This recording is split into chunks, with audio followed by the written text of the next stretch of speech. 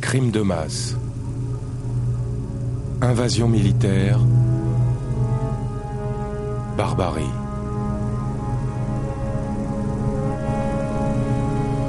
Les violences extrêmes ont un but, asservir les peuples. Mais l'histoire prouve que face à ces violences, les peuples finissent par réagir. Ils ne se résignent pas. Ils s'opposent, ils s'organisent, ils se battent. C'est la résistance. D'où vient cette force ? Comment les résistants arrivent à soulever leur peuple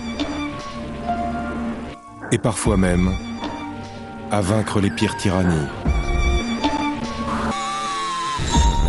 Les historiens se posent ces questions depuis 20 ans en étudiant la France des années 40 comme un cas d'école. Face à l'occupation nazie et à la collaboration de Vichy, la résistance française est partie de rien pour devenir un mouvement de masse qui a fini par incarner la volonté nationale.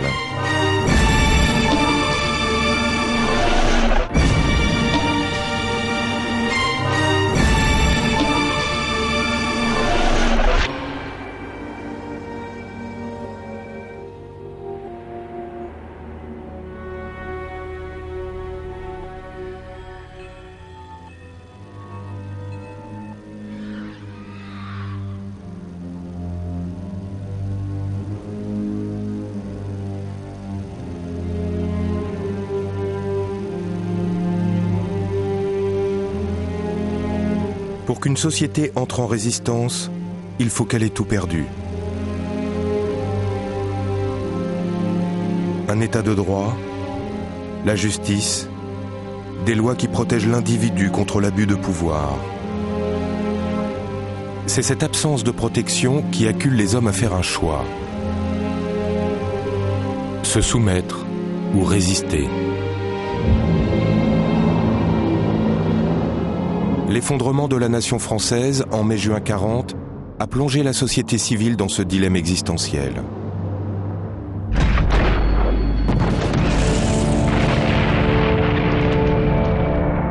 Quand les troupes nazies attaquent l'Europe de l'Ouest, l'armée française s'effondre en 37 jours.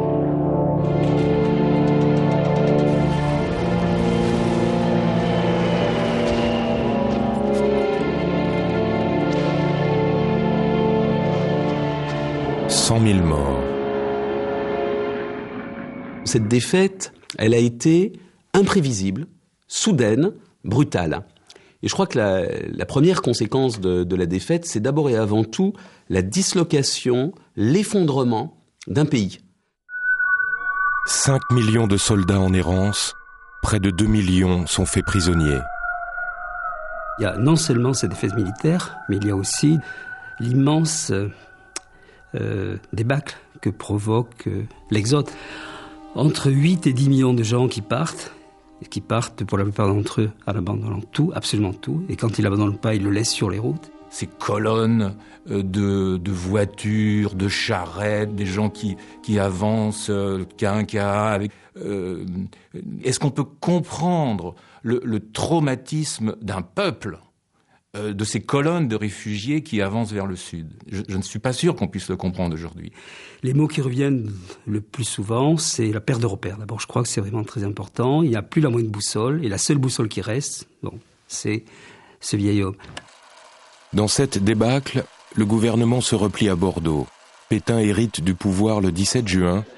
À Paris, les Allemands retransmettent son discours, place de la Bastille.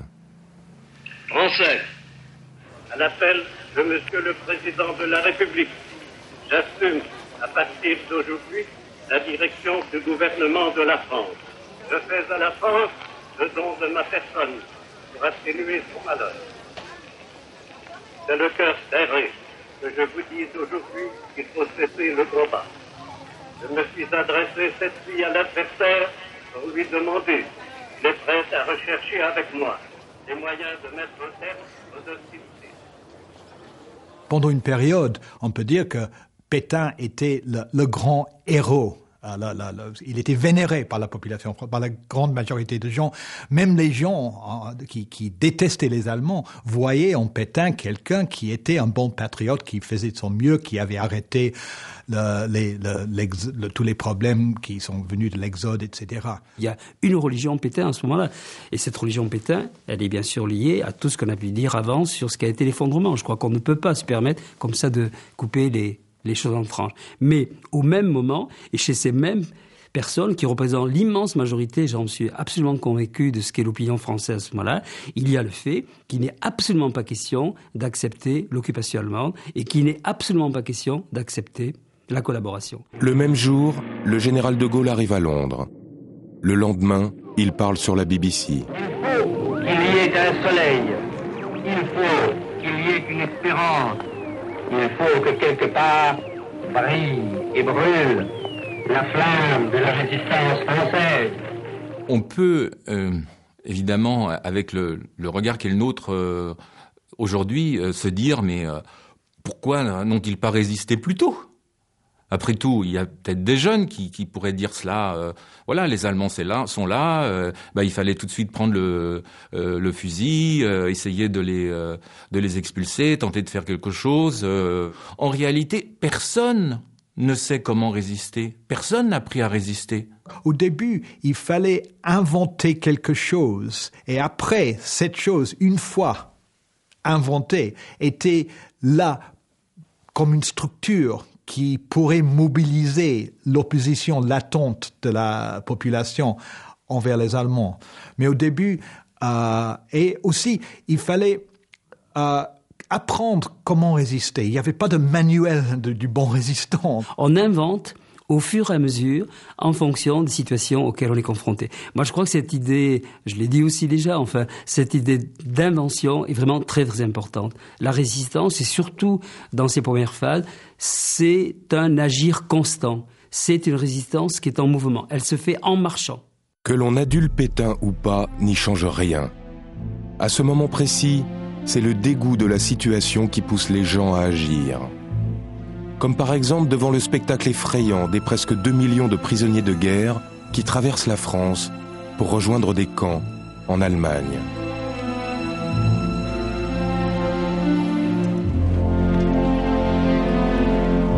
Un peu partout, on voit les premiers gestes de solidarité. Comme cette femme qui donne à manger, ou celle-ci, à boire. Ces premiers réflexes de solidarité dans un monde effondré sont tolérés par les Allemands. Très vite, des points de ralliement se créent pour tous ceux qui ne supportent pas la situation. Ils sont au moins 3000 à venir. Oui. Sœur Bénédicte a prévenu la Croix-Rouge, mais le convoi est resté bloqué à la ligne de démarcation. Nous sommes le 10 juillet. Depuis 3 jours, René Le Barillet, accordeur de piano, ravitaille les prisonniers avec l'aide des sœurs du couvent voisin. Marcel Wolf est employé à la chambre de commerce. Comme beaucoup de Français, il ne supporte plus ce spectacle. Mais que faire quand on est seul ? Je peux vous aider ? Volontiers. Surtout avec ça. Ça fait mal de les voir dans un tel état. Ouais. Sans trouver le moyen de faire mieux que les nourrir, quoi. Qu'est-ce que vous voulez dire ? J'ai des copains cheminots. Tenez, c'est chaud. Et alors ? Il y a un train qui va jusqu'à Lyon et s'arrête 2 minutes en gare d'Épinal et... Le chef de gare garantit qu'il peut faire passer la ligne de démarcation à qui se présente 10 minutes avant le départ. Vous appelez comment déjà ? Marcel. Marcel. Vous sauriez pas conduire un camion par hasard ? Par hasard, si. Marcel Wolf était venu donner un coup de main. Il se retrouve embarqué dans l'aventure de sa vie. Ce qu'il y a d'intéressant, c'est que par-delà l'aide ponctuelle apportée à un prisonnier, se mettent en place des structures. Car à partir du moment où vous essayez d'aider un prisonnier, vous êtes obligé de réfléchir à une organisation. Quelqu'un va fournir les vêtements civils, quelqu'un va fournir les faux papiers, quelqu'un va accepter de loger une nuit ou deux le soldat, et puis quelqu'un va l'aider à quitter ce qui deviendra la zone nord pour aller vers le sud. Donc on a ici un embryon de résistance qui est une résistance pré-organisationnelle. Bon, voilà. C'est fini. Ah non. Ça commence. C'est comme ça que naissent les réseaux. Par hasard, par opportunité. À Épinal, une dizaine d'autres groupuscules agissent comme celui-ci. Mais nous, chut, j'ai dit, aucun bruit. À Strasbourg, Colmar, Mulhouse, ces groupes se connectent et forment des filières. Comment ça se fait que vous connaissez si bien les chemins? Je suis braconnier, petit con. Je suis garde champêtre. La résistance n'existe pas encore, et pourtant elle s'invente déjà, parce que des individus se substituent à l'État défaillant.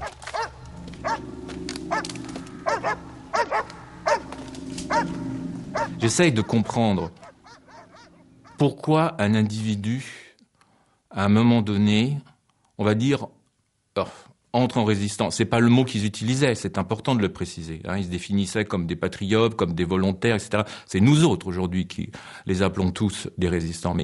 Mais comment se fait-il que des individus vont s'engager dans ce qu'on appelle donc aujourd'hui de la résistance? Alors vous pouvez bien sûr étudier leur biographie, leurs histoires de vie, etc. Mais pourquoi d'autres ne l'ont pas fait? Ne l'ont-ils pas fait? Vous savez, moi, à un certain moment, je me dis, mais il y a un mystère. Il y a un profond mystère. Pourquoi cet individu-là va-t-il prendre des risques sur sa vie? Va-t-il peut-être foutre en l'air sa vie personnelle pour entrer dans cette logique-là? Je ne sais pas. Donc moi, je ferai preuve, si vous voulez, d'une grande humilité en tant qu'historien devant le mystère de la décision ou le mystère de l'engrenage vers la résistance. La France est alors coupée en 4 zones infranchissables. Grâce aux filières d'évasion de prisonniers de guerre, 80 000 soldats retrouvent la liberté à l'automne 40. En quelques mois, toute une logistique s'improvise. Très vite, elle irrigue la France. Des milliers d'anonymes se propulsent dans la pratique de l'activité illégale.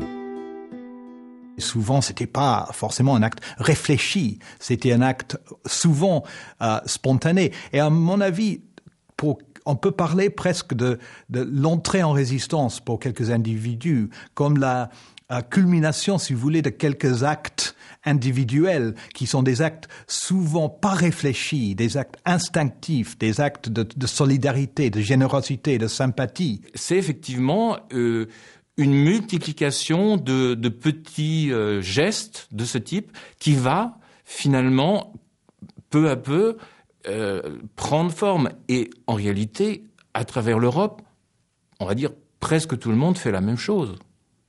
Presque tout le monde fait la même chose, sauf que les conditions d'occupation sont parfois, beaucoup plus dures, comme en Pologne, sauf que les histoires politiques des États sont différentes, donc ça va prendre des formes différentes.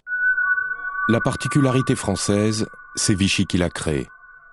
Fin octobre 40, Pétain rencontre Adolf Hitler et lance la collaboration. Le gouvernement français est le seul des pays occupés par l'Allemagne à aller aussi loin. Voilà, c'est le choc de Montoire et de la collaboration, qui est vraiment d'une violence extrême. Le maréchal Pétain a été le fameux patriote insoupçonnable, l'homme de Verdun, etc. Cet homme, qui leur apparaît comme le modèle même de ce que peut être l'homme complètement désintéressé sur le plan, en tout cas, de ses sentiments patriotiques, va collaborer avec l'Allemagne. Et là, il y a un premier choc. Alors, les choses ne se passent pas brutalement, bien entendu. C'est un processus qui va se mettre en place très lentement, mais qui sera irréversible. C'est ça qui est absolument important. On rentre donc dans une période très, très forte de déstabilisation. Ce choc que ressent l'opinion pousse alors les plus véhéments à pratiquer des dégradations, des petites destructions, des sabotages discrets, du sucre dans l'essence, des chaînes de montage qu'on bloque, des centraux téléphoniques qu'on dérive. Ce n'est pas la résistance avec un grand R, c'est l'expression d'une révolte pulsionnelle, en dehors de toute organisation, comme avec ce jeune Mathieu, apprenti électricien.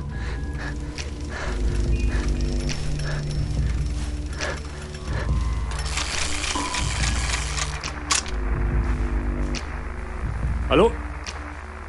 Allô?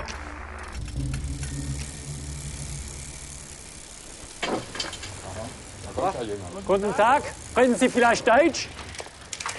Deutsch ist jetzt die offizielle Sprache. Hey, du könntest ja guten Tag sagen. Mann, das gibt's ja gar nicht. Wer war das? Ich weiß es nicht.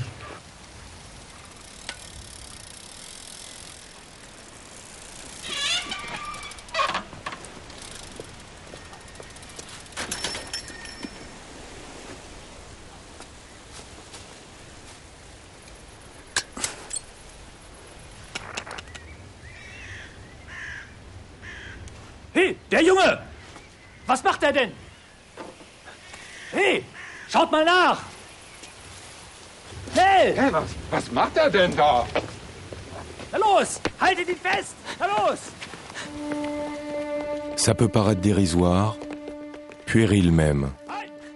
Mais ce jeune Mathieu est à l'image des gens révoltés des premiers mois d'occupation. Ils font ce qu'ils peuvent, là où ils sont. Il y a un profond désarroi de ceux qui veulent faire quelque chose, comme on dit à l'époque, ils ne le savent pas. Et voilà, ça va être l'action des individus et on va être dans le bricolage.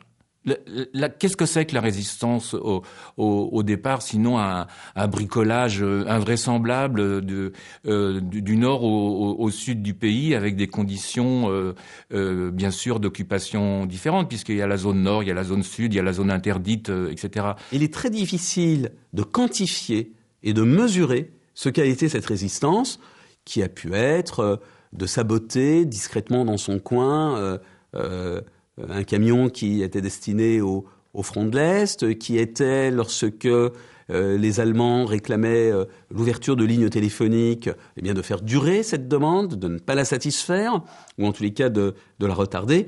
Autant d'éléments qui se jouent au niveau des individus, au niveau véritablement du micro, du tout petit, mais qui aussi ont laissé relativement peu de traces. Ces actes individuels, si on les comptabilise un par un, ne sont effectivement que des actes individuels, singuliers, qui s'exercent dans une situation particulière et qui n'ont le sens qu'ils portent eux-mêmes. Mais si on prend une autre vision, c'est-à-dire si on tente de donner donc, de prendre un recul suffisant pour avoir une vision collective de la situation, on voit que l'assemblage donc, de tous ces actes-là donne l'idée qu'il existe des forces qui sont latentes, bien entendu, qui sont très difficiles à percevoir, mais qui manifestent toute la volonté de ne pas accepter cette situation qui est faite à la France à ce moment-là. Avec Medine. Monsieur, s'il vous plaît.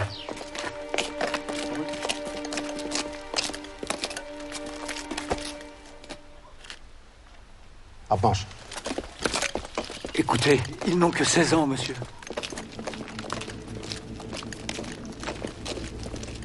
Ces actes individuels sont tellement révélateurs qu'ils obligent l'armée allemande à prendre dès l'été 40 des mesures radicales.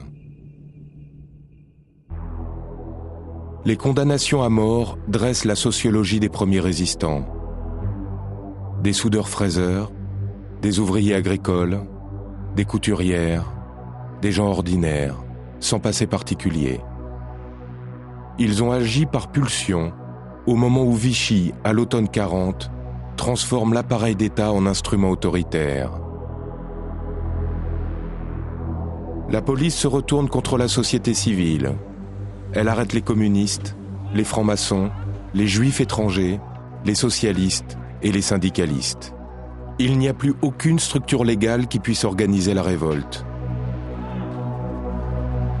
La population est sans défense face à une armée d'occupation et à un État oppresseur. Mais ce qui réveille d'abord une société, ce sont les conséquences sociales de l'occupation.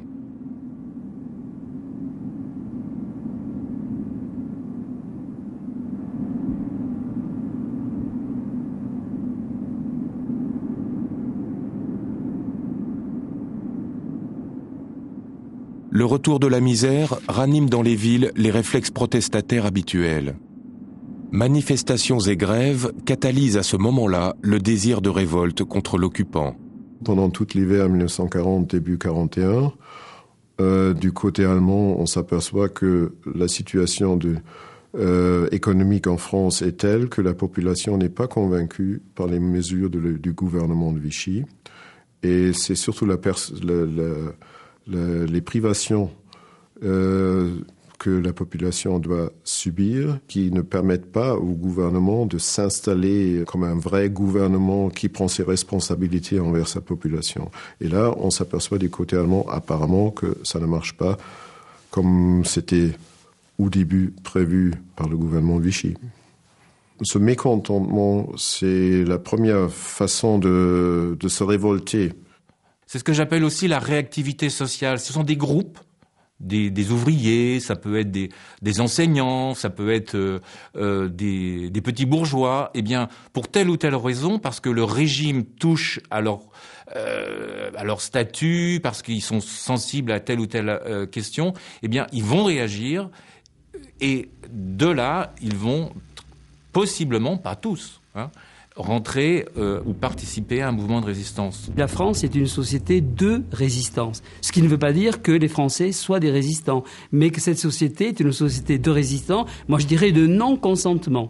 Encore une fois, majoritairement parlant. Il y a une part de gens qui acceptent, on le sait, qui se soumettent. Donc elle est en situation de non-acceptation de ce qui est. Mais elle ne s'engage pas, au sens où elle ne prend pas une arme pour se battre contre les occupants.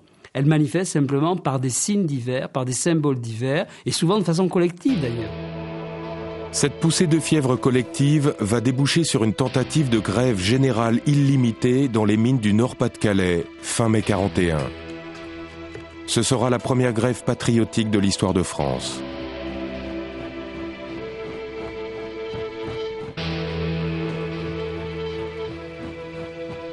Dans le Nord, encore moins qu'ailleurs, la présence allemande a été tolérée. Je pense qu'on peut véritablement parler de haine.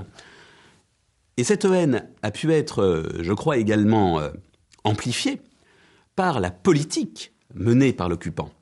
Alors, une politique d'abord économique, qui a été une politique de pillage, d'exploitation du pays, mais qui a conduit dans certaines régions, le Nord encore, à l'intensification des rendements, à une pression très forte exercée par exemple sur les mines, qui va expliquer notamment le grand conflit minier de mai-juin 1941. En quelques jours, 100 000 mineurs se mettent en grève à l'appel des communistes, des socialistes, des chrétiens de gauche comme de droite. Cette société rebelle, elle est faite de cette multiplicité de conduites plus ou moins risquées, mais toujours dans, évidemment, la société légale, dans la société officielle. Et c'est ça que nous avons à penser, voyez.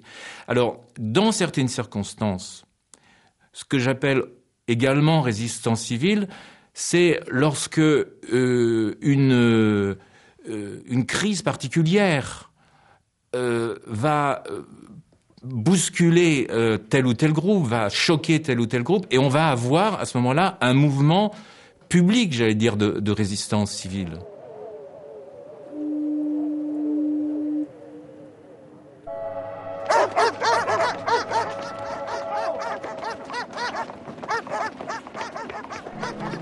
Les mouvements sociaux ne sont pas adaptés à la violence d'une armée. 9 fusillés, 94 internés, 244 déportés. Les premiers déportés politiques à prendre les trains de l'enfer.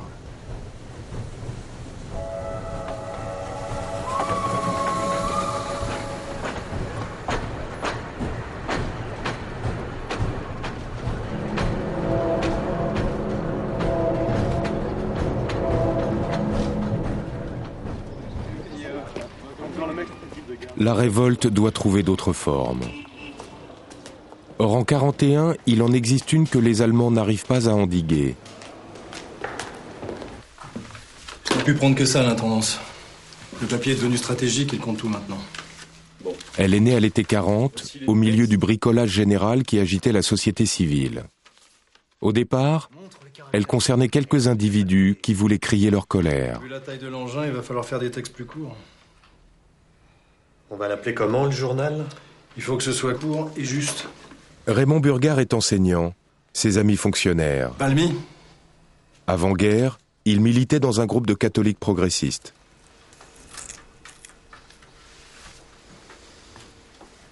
Fais voir le tampon d'encre.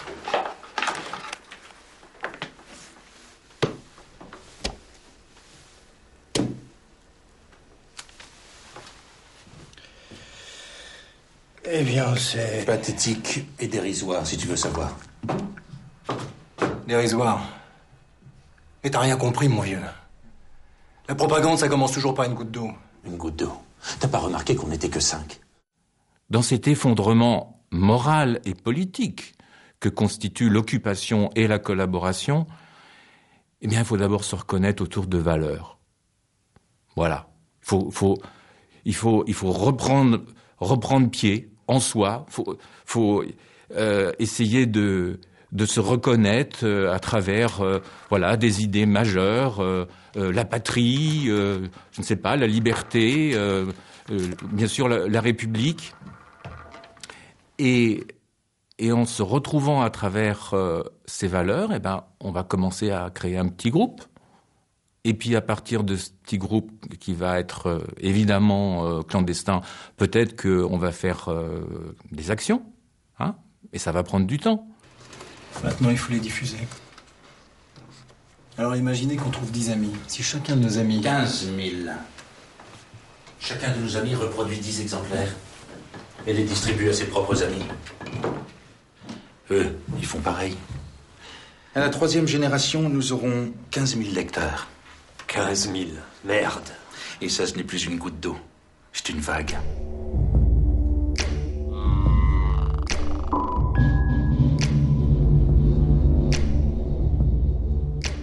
La presse clandestine a joué un grand rôle dans la structuration de la résistance parce qu'elle était destinée à éveiller l'opinion publique. Tel était son but.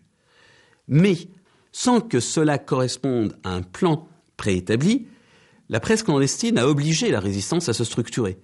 À partir du moment où vous faites un journal, il faut des gens pour acheter le papier, pour acheter de l'encre, pour l'imprimer. Il faut des gens pour le diffuser. Donc, à partir de quelque chose qui est au départ totalement artisanal, totalement même, disent certains, dérisoire, certains pensent même inutile, va se créer une organisation. Eh bien, les mouvements, qui au départ étaient centrés sur l'impression d'un journal clandestin, ont accédé à une forme de polyvalence. On imprime des journaux ? Pourquoi ne pas, avec le papier dont on dispose, avec les caractères d'imprimerie que l'on a, pourquoi ne pas faire des faux papiers ?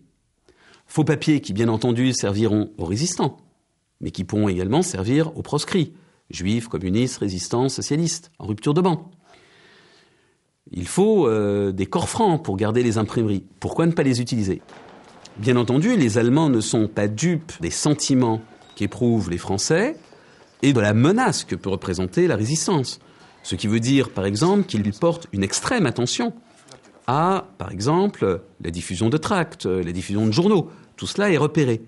Mais ce n'est pas parce qu'ils font attention et qu'ils ne sont pas dupes des sentiments qu'éprouve une partie de la population qu'ils se sentent nécessairement menacés ou dans un terrain hostile. Beunruhigt Sie das, wenn Sie das sehen?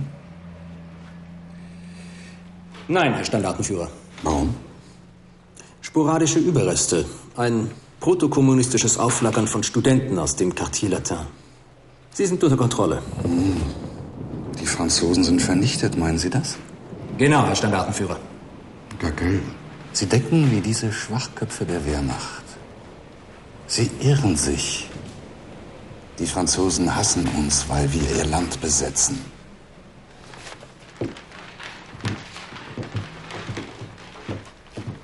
Wenn wir ihnen die Zeit dazu geben, wird sich dieser Hass strukturieren. An Ihrer Stelle hätten wir dasselbe gemacht.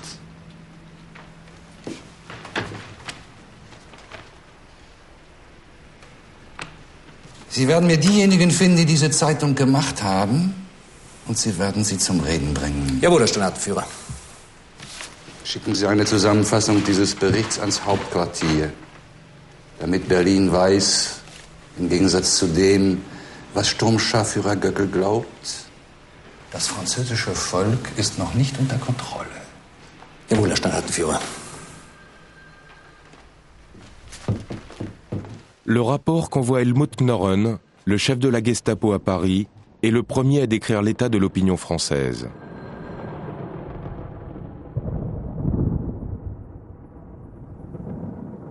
À Paris, Rouen, Bordeaux, les activités de propagande de l'ennemi s'intensifient. Tous les Français qui sont des opposants deviennent des sympathisants de De Gaulle. On observe sur les tracts le drapeau anglais et le drapeau français ornés de la croix de Lorraine. De nouvelles complications apparaissent quotidiennement. Les premières inquiétudes, ça remonte lorsqu'il y a pour la première fois une certaine manifestation de la part de la population française en faveur des événements militaires qui se déroulent à ce moment-là. Ça veut dire De Gaulle impose par la radio aux Français de marquer les murs avec un V, et vu la réponse spontanée de la part de la population, on s'aperçoit qu'il y a apparemment une certaine écoute de ce côté-là.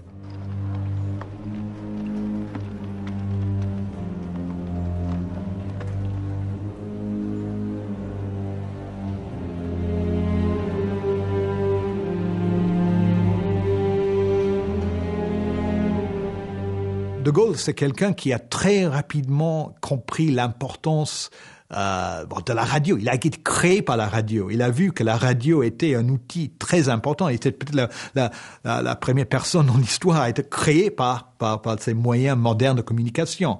Et il se trouvait être vraiment un maître à l'art de parler à la radio. On ne peut pas comprendre cette période, bien sûr, sans avoir en tête la puissance du verbe de Gaulle, sa voix qui semble être un roc et qui dit, alors là, le mot résistance est utilisé, n'est-ce pas, par De Gaulle. Il dit « La flamme de la résistance française ne doit pas s'éteindre et elle ne s'éteindra pas. » Quant à ceux des Français qui demeurent encore libres d'agir suivant l'honneur et l'intérêt de la France, je déclare en leur nom qu'ils ont, une fois pour toutes, pris leur dure résolution. Ils ont pris, une fois pour toutes, la résolution de combattre. Cette radio anglaise qui résiste, n'est-ce pas, eh bien, elle est de plus en plus écoutée. Ils le savent assez vite à Londres.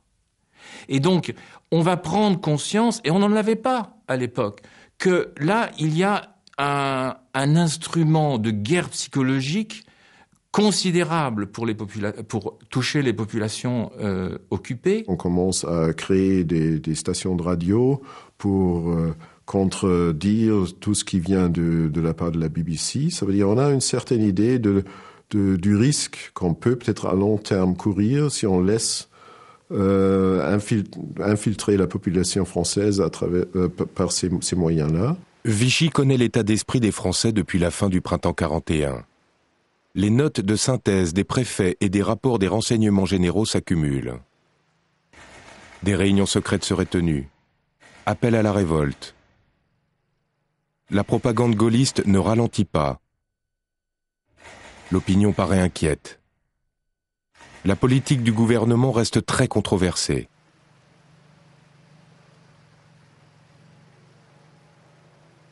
Nous sommes à l'été 41. Pétain décide de s'adresser solennellement aux Français. Français, j'ai des choses graves à vous dire.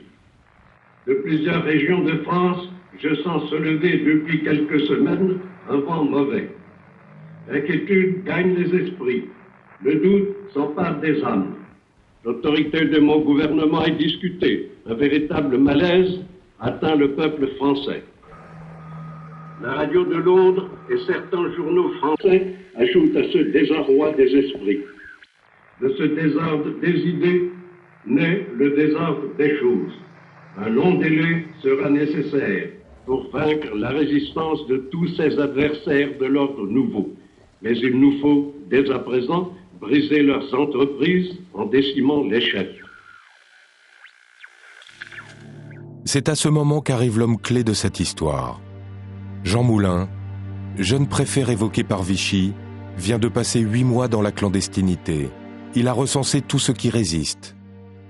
Il constate que la colère est générale, mais que rien n'est assez organisé pour être efficace. C'est lui qui comprend l'importance de la presse clandestine. Il pense que toutes les formes de révolte et de résistance doivent se fédérer autour des mouvements clandestins qu'ont créés ces journaux. À l'été 41, il part à Londres à la recherche d'un chef pour cette résistance intérieure. Alors dans le fond, pourquoi Moulin vient en Grande-Bretagne ? Il vient en Grande-Bretagne parce que il a été fortement marqué par ce qui s'est passé en Espagne. Et dans cette aventure espagnole, il a joué un rôle relativement actif puisqu'il était dans un petit comité qui apportait des soutiens aux républicains espagnols. Et l'une des explications qu'il a toujours données, c'est non seulement qu'il y a eu des zizanies entre les républicains, mais qu'il a manqué à la République espagnole le soutien donc notamment de la France, alors qu'au contraire les fascistes italiens et les nazis apportaient leur soutien à Franco.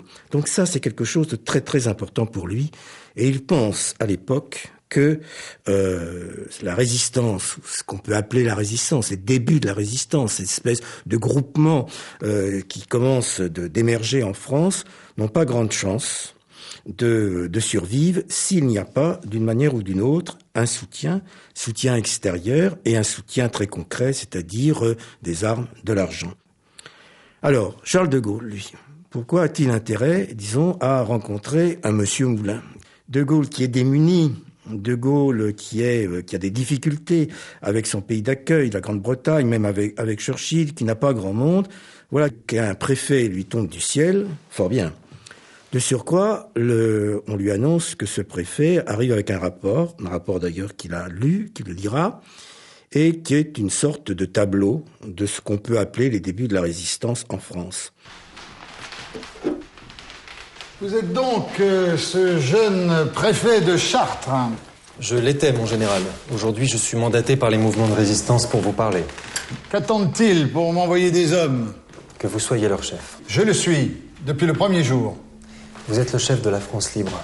Eux organisent les Français occupés. S'ils se battent en France, c'est que la guerre continue en France. La guerre se gagnera ici, aux côtés des Alliés. Mon général, ces mouvements représentent des centaines de milliers de combattants, prêts à agir. Allons bon. Qu'imaginez-vous qu'ils puissent faire ? Ils forment l'armée que vous cherchez. Ils cherchent un chef qui les guidera. C'est vous. Vous pensez qu'ils m'attendent, moi, alors qu'ils adulent Pétain ? La résistance intérieure est la force qui va soulever le pays, à condition qu'elle soit unie. Seul un chef extérieur aux ambitions sur place peut le faire. Les Français ne sont pas assez disciplinés. Les Français ont un rêve, retrouver leur liberté. Ils sont prêts à tous les sacrifices pour ça. À vous de les guider. Informé par Jean Moulin, le général de Gaulle et la résistance intérieure vont commencer à échanger. Et donc il va y avoir une coordination des efforts.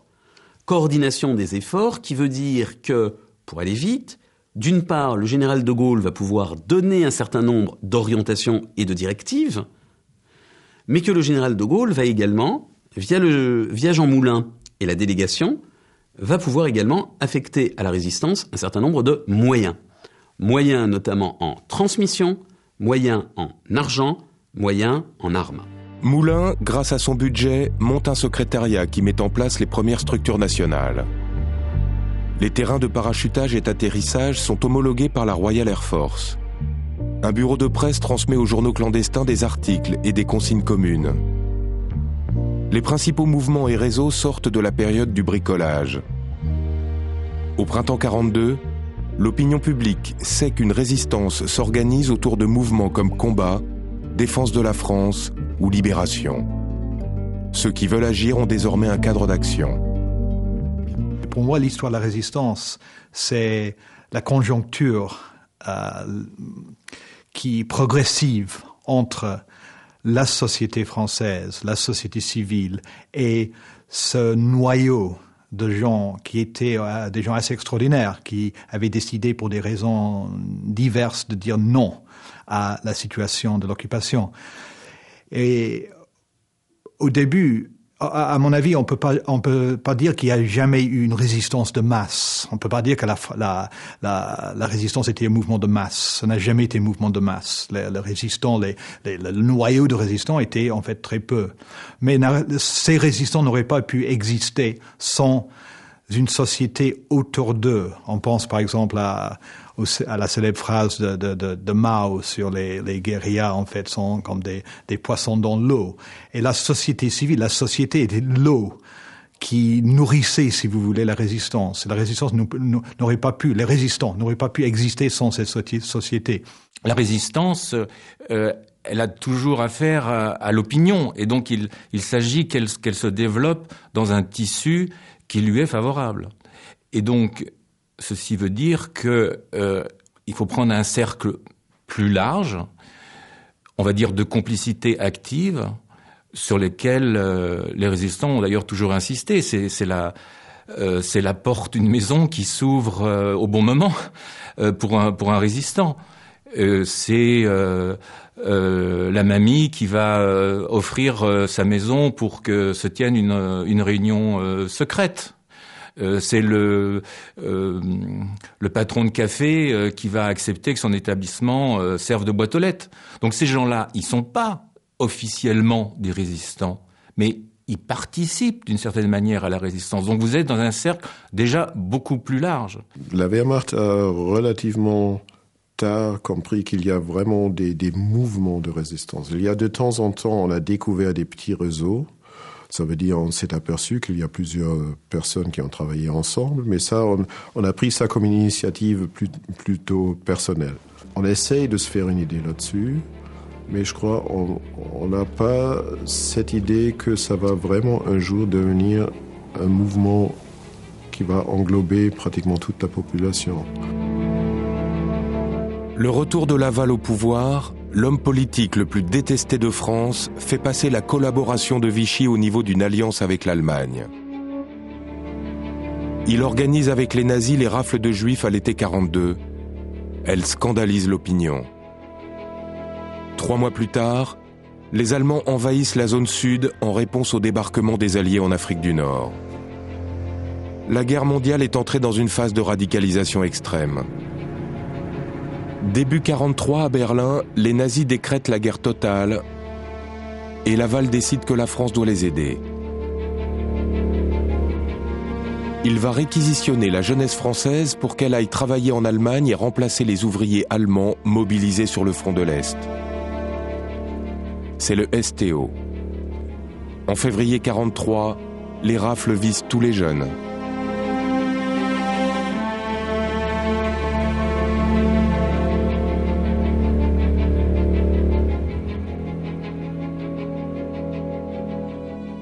L'importance du STO, c'était que pour la première fois, la politique allemande touchait toute la population. Avant, en fait, les gens étaient victimes de la situation. On n'avait pas assez à manger, en fait. Si on était juif, on était persécuté en tant que juif. Mais beaucoup de gens n'étaient pas touchés directement par ils n'aimaient pas les Allemands, mais ils n'étaient pas touchés par les Allemands, par la politique allemande, ou indirectement, si vous voulez. Mais avec les STO, on était forcé de faire un choix. Est-ce qu'on acceptait, est-ce qu'on allait en Allemagne, ou est-ce qu'on, j'allais dire, résistait? Est-ce qu'on résistait? Est-ce qu'on disait non? Ça crée d'abord de nouvelles solidarités. C'est-à-dire que là, la solidarité fonctionne à la fois contre l'allemand et contre Vichy. Car Vichy ne peut plus servir de bouclier comme il le disait. Et au contraire, c'est la résistance qui dit « c'est moi qui vais vous protéger, c'est moi qui vous assurer des refuges pour les réfractaires, etc. » Et là, avec le STO, il y a potentiellement non seulement des gens qui militairement peuvent être utilisés, ça sera les maquis, mais en même temps, politiquement, il y a une évolution relative dans la population française, y compris au niveau du français moyen. Donc, il sera peut-être attentiste, mais attentiste beaucoup plus près à sauter le pas. Comment s'échapper à ces services, c'est de fuir à la campagne. Et donc, soudain, et c'est assez soudain, la résistance commence à s'enraciner, à basculer dans les campagnes aussi. Donc, à partir de 43, il y a une résistance dans les villages, pas que dans les villes. Et donc, la résistance peut utiliser ce discours, si vous voulez, rural contre Vichy. Nous sommes la vraie France. Nous sommes la France enracinée dans les campagnes. Et donc, il y a, dans un sens, à un certain point, la résistance a repris quelques-unes des valeurs de Vichy et les tourné contre le régime de Vichy.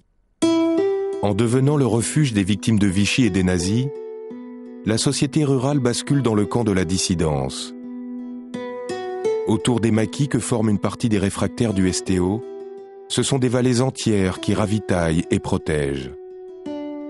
En ouvrant leurs portes aux juifs qui se cachent, aux résistants clandestins, on crée un tissu de complicité qui unit la société dans une sorte de contre-État clandestin. La résistance, devenue le bouclier de la nation, incarne désormais la cohésion nationale. La preuve en est fournie le 11 novembre 1943, lorsque le général de Gaulle appelle tous les Français à célébrer ouvertement l'anniversaire de la victoire de 14-18.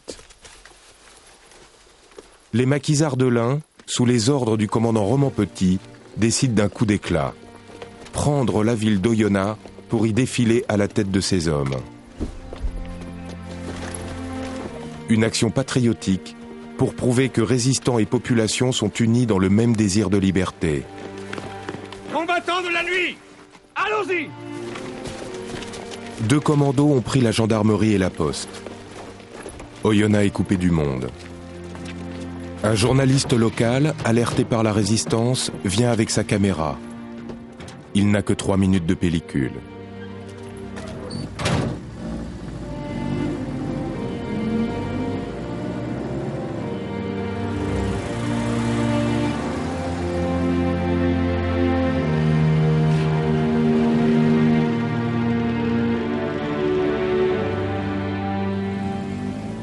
L'enjeu est énorme. Qui sait après tout comment va réagir la population? Va-t-elle fuir? Se barricader? Personne ne sait. Jamais la résistance ne s'est montrée au grand jour.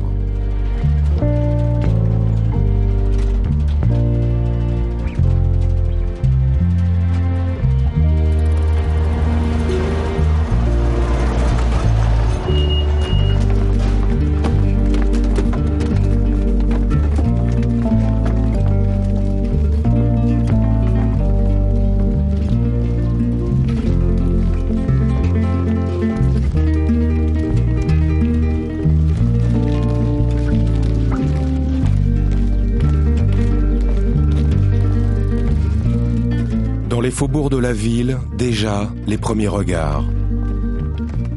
Passé les premiers moments d'incrédulité, tout le monde a compris. Le maquis est en ville. Alors tout vacille. À mon commandement! En colonne par 3!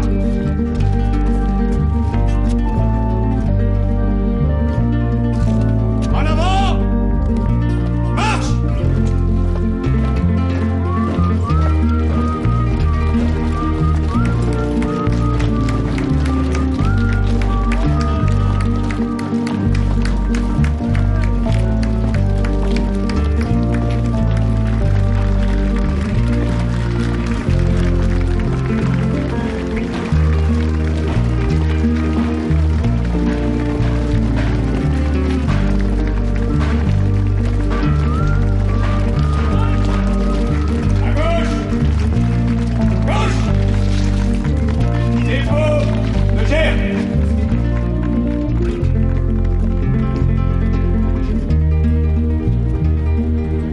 De demain aux vainqueurs de 14-18.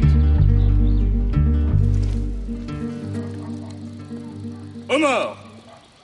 Allons enfants de la patrie, le jour de gloire est arrivé. Contre nous de la tyrannie, les standards sanglants élevés. Les maquisards n'en espéraient pas tant. La fusion est totale et le commandant Roman Petit aura toutes les peines du monde à faire remonter ses hommes dans les camions. Les premières mesures de la Marseillaise prouvent que la résistance n'est pas simplement une force militaire, une opposition politique ou simplement la forme clandestine de la révolte des individus? Pour moi, en fait, le rôle de la résistance, le rôle fondamental de la résistance, dans ce qu'a été la France de l'occupation, c'est d'être l'élément essentiel autour duquel va se reconstituer l'identité nationale. Cette identité, elle a été complètement écrabouillée. Elle était déjà très très mal en point, donc à la fin des années 30. Et la résistance était venue comme un secours dans cette crise d'identité nationale. La résistance n'était pas simplement un projet pour se débarrasser la France des Allemands, mais c'était aussi une vision du monde, une vision de la politique, une vision de l'avenir de la France, les idées comme révolution, de rebâtir la France, redressement, toutes ces idées étaient très importantes. C'est autour de la résistance que va se reconstituer petit à petit dans cette identité. C'est-à-dire que les Français vont de nouveau être capables de se repenser français dans une France, même si elle était mal en point, à partir de ce que la résistance représente. Grâce à la résistance, on sait maintenant pourquoi on vit ensemble. Les valeurs de liberté, de démocratie, de république sociale et antiraciste sont les fondements du nouveau pacte national. Ceux qui l'ont réinventé étaient de droite ou de gauche, mais ils étaient d'abord insoumis, résistants. Près de 100 000 d'entre eux sont morts pour cela. L'ennemi chez moi, on m'a dit résigne-toi, mais je n'ai pas pu. Et j'ai repris mon arme.